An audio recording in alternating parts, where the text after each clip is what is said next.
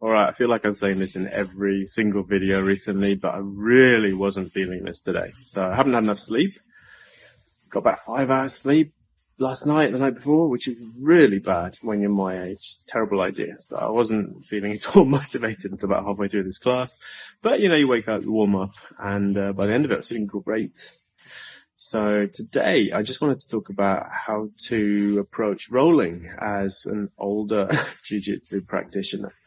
I think the first thing, and I talked about this in a previous video, is to learn about defensive jiu-jitsu and try to implement those principles. And I don't mean self-defense. I was explaining this to someone the other day, and they thought I meant self-defense, kind of Gracie self-defense stuff. That's not what I'm talking about here. I'm talking about defensive jiu-jitsu, which is about basically protecting yourself, putting yourself in more stable positions where you're not really exposed and there's no real easy submissions people can get off you.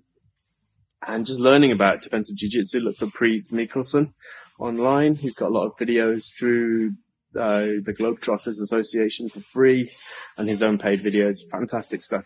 Really improved my experience of doing jiu-jitsu. Just because it makes you feel safer. It gives you a breathing point. You can kind of take stock of the situation and try and learn how to get out of the positions that you're relatively safe in. But other than that, what can we do as an older practitioner?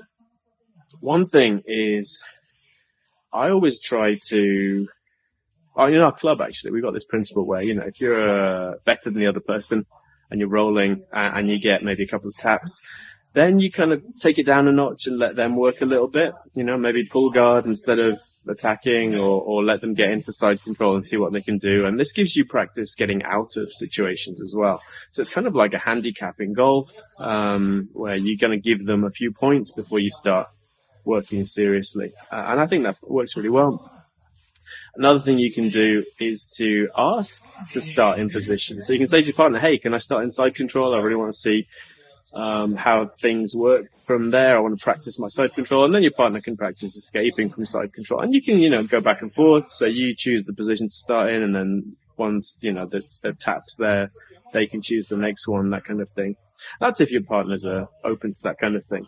Another thing is if your club has a good mix of belts. So I had a comment the other day from someone who said that, they're an older, recent blue belt.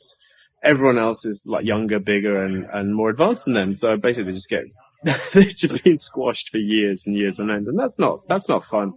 You really want a good mix of people so that there's people who are weaker than you and there's people that are your level and there's people who are better than you. And by having that mix, you get to practice on the lower people. You can try new things and see if you can get them to work on newer white belts, and then slowly, as you get better at it, you can try it on people your level, your peers, and then on upper belts as well.